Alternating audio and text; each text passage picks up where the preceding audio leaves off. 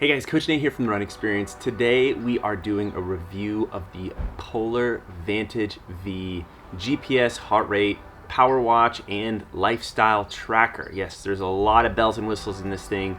I've run with it for the previous 6 months. You can see by my nice little watch tan right here that I've basically kept it on the entire time. So I'm excited to dig in my first impressions, what it was like to train with it. Did this thing actually deliver on what Polar promised, as well as some final recommendations, whether this would be a right watch for you. First, let's dig into just first impressions of this thing. You know, I'm used to the old GPS watches of the past that were these like big bricks on your wrist, and I just love this slim down, sleek design. I could wear it while running. I would leave it wearing without it. My wife would never harass me, say, hey, get that ugly thing off your wrist, which is always a good thing. So I just loved the feel of it. I loved the display, its color, it's swipeable, and it's touchscreen. I've got the lock thing on right now, which is kind of cool. You can lock the screen so it doesn't swipe on you, and I can swipe and tap. And then I also have these buttons to do the same thing right here. In terms of ease of use and setup, it was really easy. It syncs with the Polar apps. You just need to download the Polar Flow app to your phone, punch in your name, email address, birth date, and then just some basic information that will help you spit out training zones and places to start. So really, really easy. I also like that it would sync with Strava. So I could upload my data to the Polar Flow app, and then Polar Flow app would sync with Strava. Or if you're someone who uses Training Peaks and or other online training tools like that, software tools, this would sync with everything. So very, very easy to set up there. And it's also really cool that this thing syncs with Stride power meters, for those of you guys who like to geek out on the power side. But this thing also has its own wrist-based power. So I am going to talk a little bit about the differences between running just with the wrist-based power and running with Stride, and seeing how they measure up. Quick note on the charger, this is a USB-based charger, which is nice because you could use it for a wall socket or for your computer. It rolls up pretty quick, so you can take it anywhere. It is one of those very uniquely designed chargers. It works via magnet and these little 4 prongs right here. So this thing clips in, always a nice seal. Charges pretty quick. It only takes, I think, like 2 hours, maybe 3 to charge it all the way up. But it is one of those things that if you lose this charger, you are up a creek without a paddle. So don't lose your charging cable. Okay, let's talk about training with this thing. It's got a lot of great activity features. I'm gonna hit this bottom left button when I'm ready to start training. So I hit that, it takes me into the start training thing, and I will hit this big red go button on the side. And I have a lot of options from running, outdoor, indoor, multi-sport, cycling, and whatnot. What's cool if I get running set up here is that it'll try to pair with my heart rate, it'll try to match the GPS, and it will even try to get my Stride power meter right here. It's got some other cool features, some of which I've used, some of which I haven't messed around with too much. One is a settings thing here that once I get in, I could do a backlight if I'm training in the dark.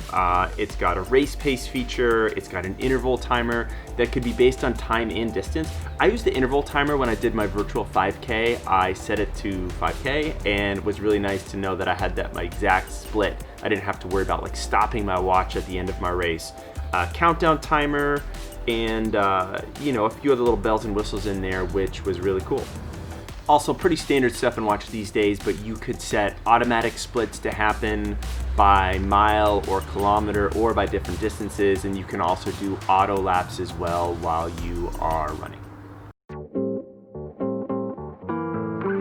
Now I want to talk about the wrist-based heart rate and strap comfort, because these two things are somewhat related. First of all, as I mentioned earlier, I do like this strap. I think it's an upgrade from other Polar straps I've used in the past. A little more pliable, soft. I felt like I could just get a firmer grip on my wrist without it necessarily feeling too tight or stiff or uncomfortable at the time. Optical heart rate, which is what these wrist-based heart rate are, these little flashing green little lights in there to basically try to read your heart rate basically through your skin, looking at the actual veins themselves, is fussy to say the least. I think when it works, it's super clean. You don't have to wear an additional heart rate monitor strap, and I'm super pleased with it. The problem is that the opacity of your skin, how much hair you have on your arm, I got a little bit, and also like the outside temperature and how hard you're going, that actually affects how powerful that blood flow is through your arms, and it affects your watch's ability to read your heart rate. So case in point, I would be running in a warm-up pace and it would be reading my heart rate at like 175 or 180, which is like very much close to my max, like I'm running an all-out 5K.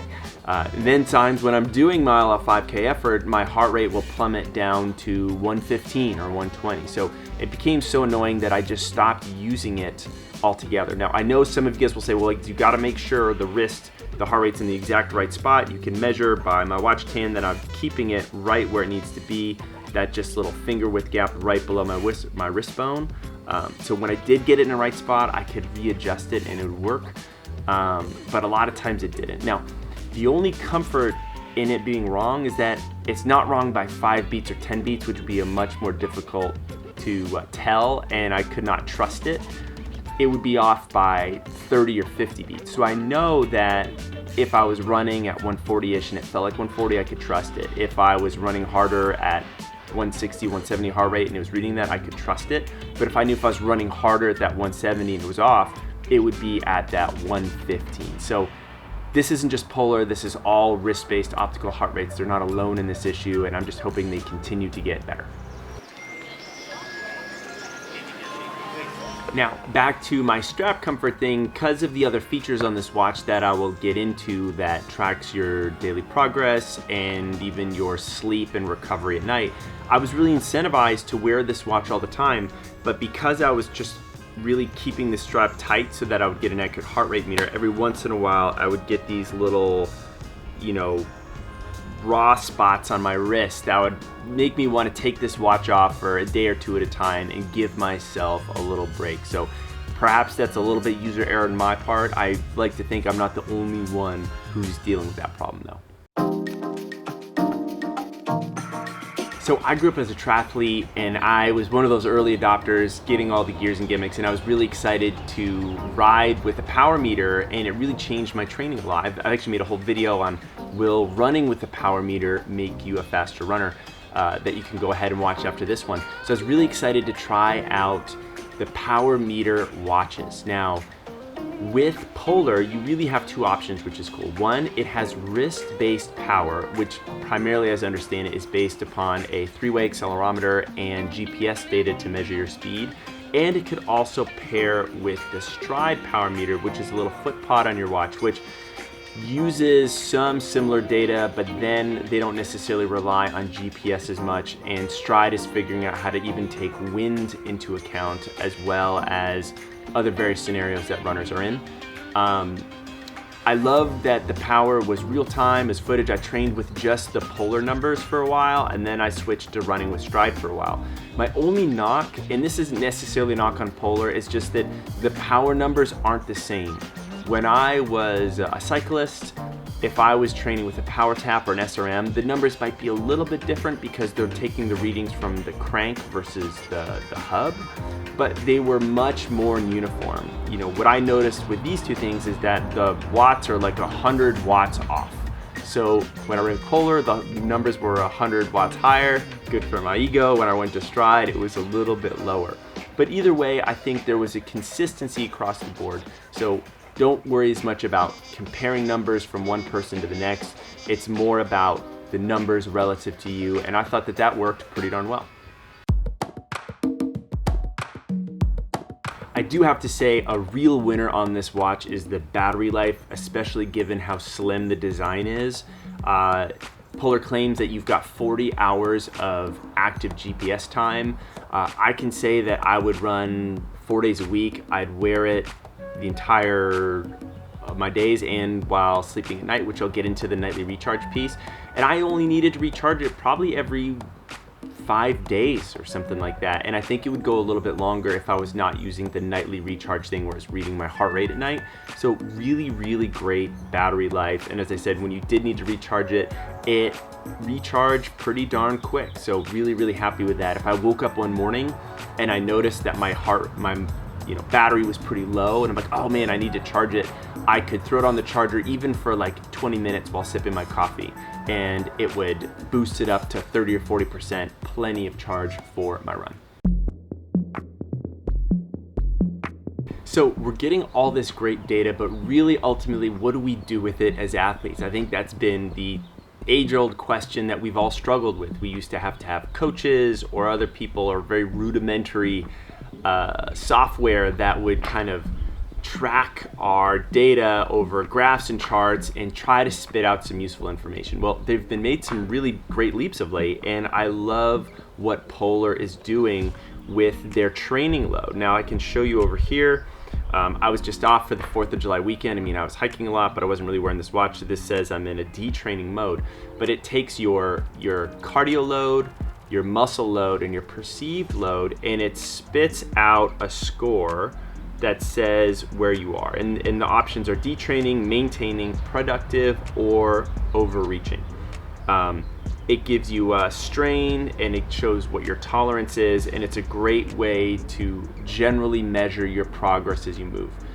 The first few weeks and months, I'd say it was trying to find its mark, so don't use it too much yet as it figures out where your strain is. But I actually found after a while, it was pretty darn helpful and productive knowing when I needed a little bit of time off and rest. For those of you guys who are on structured training programs, it's actually helpful because you might see, oh, I'm supposed to be in recovery week, but I'm actually feeling pretty good, or vice versa. I've got a 3rd hard training week, but look, man, I am really gassed. It might behoove me to back off a little bit more. So I like how they're taking this data and helping ourselves out. Now, as I mentioned, this is predicated on your cardio, your muscular, and your perceived load. So if your cardio data is off, this is gonna skew the numbers a little bit. And that happened to me a few times where I was on a real easy run, but my heart rate was pinned at 180 for the whole time. So it says I ran 55 minutes at 180 heart rate, which would be very, very difficult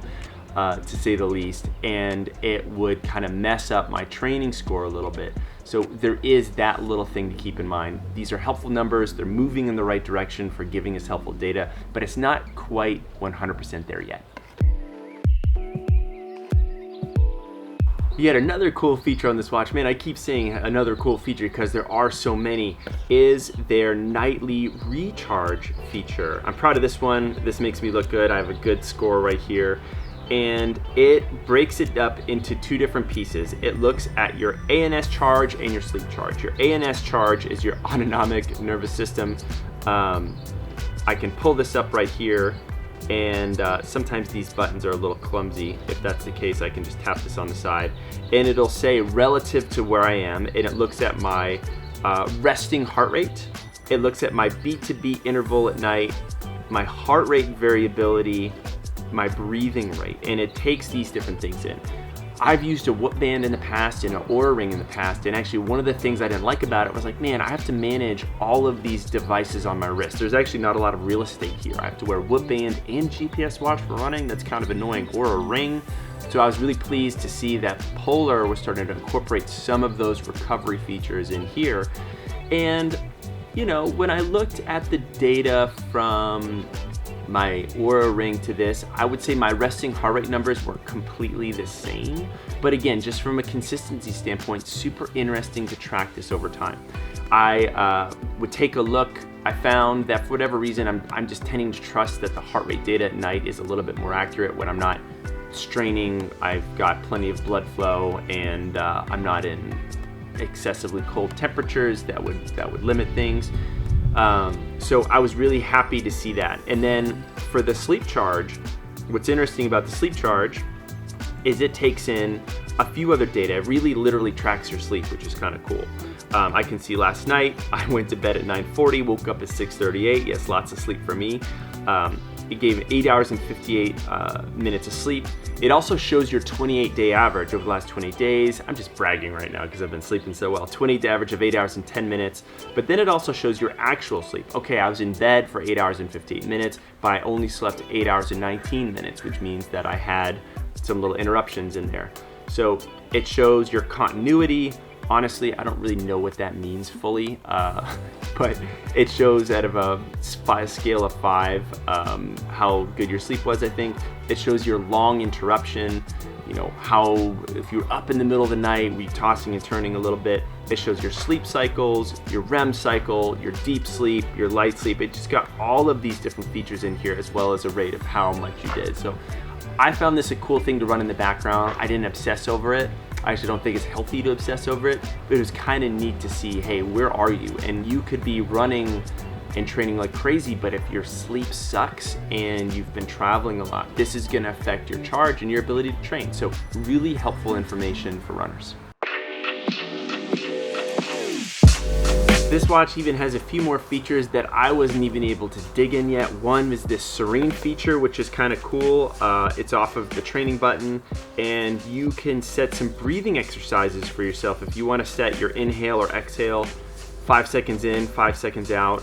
If you guys know us around the running experience, we do a lot of breathing exercises for runners. It's key. I thought that was super cool that this was built in. This thing also has Strava live segments that you can set up and load. So if you're trying to be that guy or gal and get that KOM or QOM, you can see where you are right there. Basic timers. Honestly, I use this timer a lot for when I'm cooking and grilling out back. It's just super easy. It's got some different fitness tests you could do. If you wanted to establish your own heart rate or power meter zones here, it'll actually walk you through it, which is fantastic. As well as, you know, functions for different settings.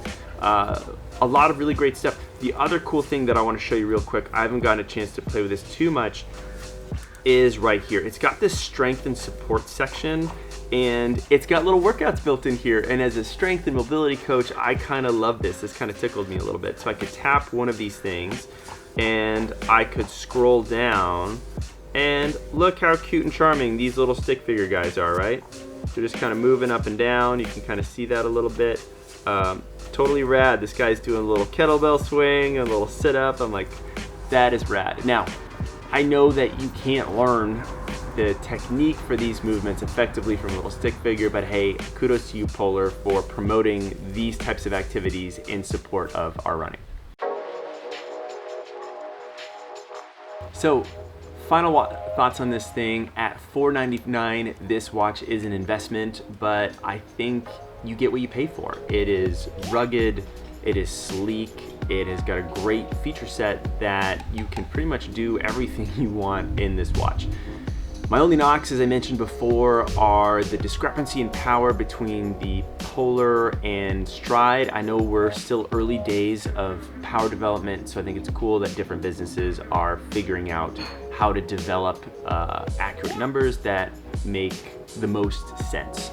I think for me as a user, it's just annoying to know that like my one set of numbers is gonna be very different from another. The other one, as I mentioned, is the wrist-based heart rate accuracy. Again, I don't think this is a Polar thing. I think this just might be across the way of just how it is. I think if I was more serious and I really wanted accurate training zones, I'd pony up the extra 50 bucks and I would get the chest-based heart rate strap. That is just the gold standard for accurate heart rate readings. Now, if you want to learn more about getting this watch, you can go ahead and check the link down below. If you are curious about how running with power might make you a better, faster runner, check out this video playing over my shoulder right here. Meanwhile, I'm gonna keep running and training and definitely wearing my Polar Vantage V. I'll see you guys in the next video.